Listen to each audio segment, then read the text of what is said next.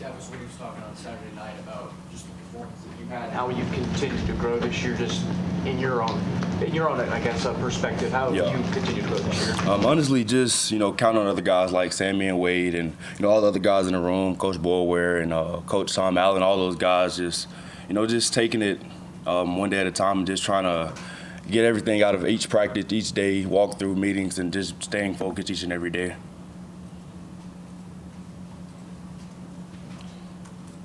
I guess just as a defense, I mean, how do you think you guys played against Florida State compared to the weeks prior? Yeah, I feel like we still had some, I'm pretty sure everybody saw the plays on the back end where, they had drops and stuff, but I feel like we were able to move past those plays and just keep playing. And I feel like throughout the whole year, our preparation throughout the week has been elite. We just always, end up drawing the short end of the stick each Saturday, but luckily, thanks to God, we were able to come out Saturday with the dub. I guess where would you say the defense's confidence was after the Duke game? Like I say, we've been preparing each and every week to an elite standard. So I don't feel like our confidence has really wavered throughout the season. Like I said, we just end up drawing the short end of the stick, and we've just been able to each week just keep going 1-0 and focusing on the next game and that next opponent. I think we would have kind of mentioned post game that you guys outside though it's kind of just throwing mud in you guys' name. How did you guys kind of respond to that challenge from the outside, maybe internally? Yeah, me personally, I'm not I really don't take the whole social media role throughout the season for real. I just try to kind of stay focused on what's at hand. And I know Wade does the same thing. Generally, you can't really worry about the outside circumstances because none of that really matters. We have to keep everything in house and lean on one another throughout the season because it's long seasons. And we've been doing this training, going at it since January. So you really just got to count on the guys in your room and on the team. You've played kind of a specialty role in the heavy packages on offense. You're like a third linebacker in those sets. What do you like about that role, and how do you feel like you help the defense in those moments? Yeah, the sound position, it's nice, coming off the edge a lot, getting the blitz and rush the passer. That's fun. Also, just being able to be out there with Sammy and Wade, two great guys, two great linebackers, man, and just being able to share the space with those, it's been a blessing. Tristan Lee was in here a minute ago talking about how much he would love to play in a bowl game one last time with his teammates. Obviously, would be his last game as a Clemson Tiger. What does that do for you guys and wanting to get there for him and those guys? Yeah, really, the senior group, man, those guys have invested so much. And me being a new guy here, they kind of embraced me into that. This is my fourth year, but I have another year. So, technically I'm a senior, but I'm a redshirt. But, just being able to go out there with those guys for another game would be a blessing, especially T. Lee, man. He lays it out each and every weekend that he can. He's been kind of banged up this season, but, T. Lee's my guy, and I would love to go out there and play one more game with all the seniors. As you kind of wrap up this first season at Clemson, obviously this was school you considered out of high school. Yeah. 3 years at FAM, and now you're here. How would you just describe what it's been like now that you're actually here at Clemson? Yeah, it's been a fast year. Looking in what is it? November, December, January, about 3 more months. Instead of been a year here. It's been a fast-paced year, but it's definitely been a blessing.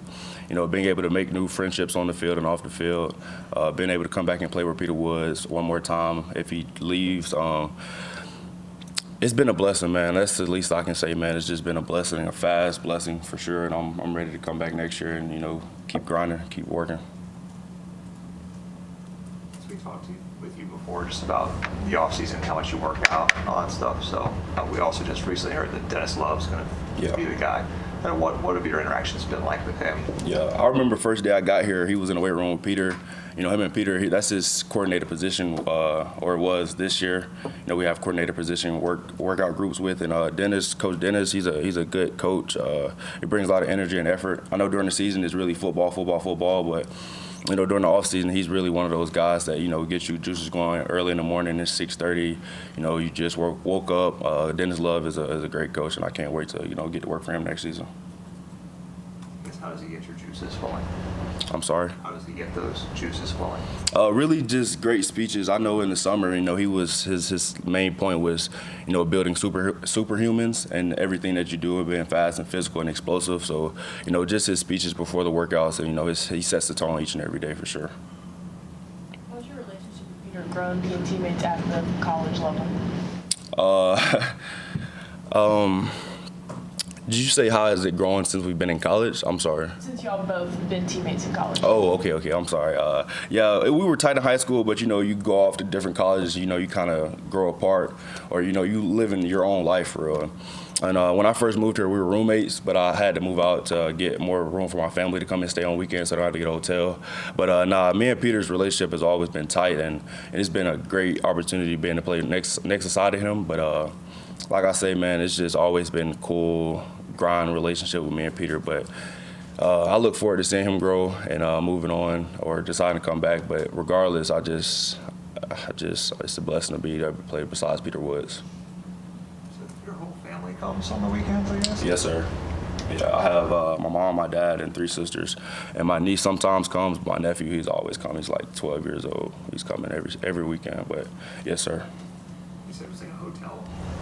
Instead of having to get a hotel, they just stay at the house. Got a nice 2-bedroom for my family to come. A little blow-up mattress couch. It's tight, but it's room for everybody. It feels like all 3 you transfers that came in this year have really merged in with the team well. Just how have the guys embraced you, and what do you think that says about Clemson as a transfer destination? Yeah, no, this is definitely a family-oriented atmosphere.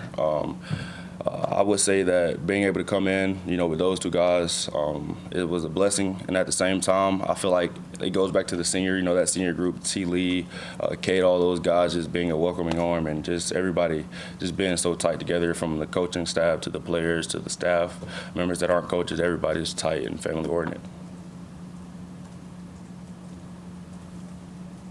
Anybody else for Jeremiah?